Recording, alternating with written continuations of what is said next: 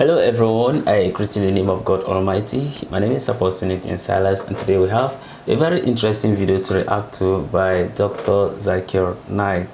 And this one says that reading the Quran with understanding is a safe guide against misguidance. And I believe that this is going to be a very interesting one. When we get down to the video, we can be able to hear some of the guidance that Dr. Zakir Naik is going to give us at the course of the video that will help to save us in some of the decisions or things that we are going to do. So if today happens to be the first time of you checking out my channel, don't forget to subscribe to my channel and follow me on my Facebook and Instagram. And if you have any video you want me to react to, don't forget to drop it in the comment section and I'm going to check it out. So guys, before we get on to the video, I'm a theologian and I make this video not to discredit anyone's religion. This is basically for educational purposes, and I believe that at the end of this video we all are going to learn from this. So guys, without any further ado, let's get on to this video and check this out. Previously, when automobiles were introduced the first time in India, people did not know how to drive. Yeah. So whenever you purchased a car, the company, along with the car, the company also gave you a driver. Oh, okay. Once a Nawab, a famous Nawab, a very rich man, he buys a car. So along with the car, the company also provides the driver. One day in the morning, the Nawab Sahib, the rich multimillionaire, he tells his driver, I want to take my Begum Saiba. I want to take my wife for shopping. Please get the car ready. The driver replies, Nawab Sahib, the car is not in working condition. Nawab Sahib is very angry. Put the car back in working condition immediately. So the driver says, to put the car back in working condition, I require 10 liters of milk, 20 kgs of pure honey, 30 kgs of pure ghee, and 40 kgs of rice. That also basmati rice. So Nawab Sahib, the rich multimillionaire, he gives the driver 10 liters of milk, 20 kgs of pure honey, 30 kgs of pure ghee, and 40 kgs of rice. That also basmati rice, top quality. The driver gives it to his wife, and within a few minutes the car is in working condition. I'm asking you a question. Today, if your driver tells you that to put the car in working condition, he requires 10 liters of milk, 20 kgs of pure honey, 30 kgs of pure ghee, and 40 kgs of basmati rice, what will you do? I'll fire him. What will you do? I'll fire him. Will you give it to him? What will you do? I'll fire him. You will kick him out of the job. Yes. Even though you're not a mechanic, you know how to drive the car. You know very well that a car runs on gas and petrol. It does not run on milk and ghee, rice and the rest. Rice. You know very well. Even though you're not a mechanic, you know the basics, how a car functions. Similarly, today, if you know the basic message of our Creator Allah Subhanahu wa Ta'ala, if you know what our Creator Almighty God has mentioned in His last and final instruction manual, the Quran, no one will take you for a ride. You will understand your deen much easier. No one will make a fool out of you. There are some people who tell me, Brother Zakir, suppose if you're driving a car, and if you have a temporary license is a kacha license in India, temporary license. And if you have an accident, the police will give you a small fine. If you have a permanent license, and if you have an accident, the police will give you a bigger fine. Therefore, if you don't read the Quran, and if you don't understand the Quran, and if you make any sin, God will punish you less. If you understand the Quran, and then if you commit a sin, then God will give you double punishment. Very good logic. So why don't you understand the Quran? Behave like a person who have a temporary license and enjoy life. Less punishment. I told this brother, for sake of argument, I agree with you. that a person who has a temporary license, a person who has a kacha license, if he has an accident, maybe the police will fine him with 1,000 rupees or $1,000. And if a person who has a permanent license, if he has an accident, maybe the police will fine him double, 2,000 rupees or $2,000. Okay, I agree with you. But the point to be noted is that if a person who has a permanent license, in 1 year the chances he'll have an accident is maybe 1.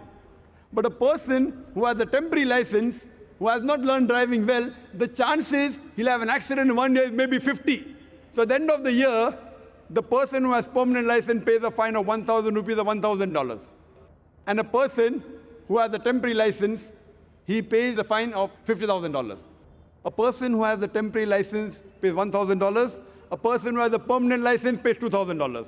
So if he has an accident once a year, at the end of the year, he pays a fine of $2,000. And a person who has a temporary license, maybe he'll have 50 accidents in a year. At the end of the year, he pays a fine of $50,000 or 50,000 rupees. Wow, that's a word of wisdom by Dr. Zakir Naik. If you look at this video, at the cause of it, I was just laughing at the cause of it as he was talking about the richest man in India, right? when the owner was telling the driver that you should get the car prepared, he says that the car is not in a working condition, that you should bring rice, milk, and all those things. And we all know that, of course, cars don't work, you understand, with that, but rather with the diesel. But then that's one thing, you understand, with ignorance. Okay, if you do not know, then people, you understand, will take you for a ride. And that's why I was even shouting that, hey, when he was asking, I said that, yes, I am going to fire him, right? Yeah, that's what, you understand, I say. This is same thing that is also applicable with the word of God. And then that's why we used to say that, how much did you know the Bible, or how much did you know the word of God? How much did you know the Quran? Now, let's talk about Isa alayhi salam. That's Jesus Christ, of course. We look at, you understand, his time.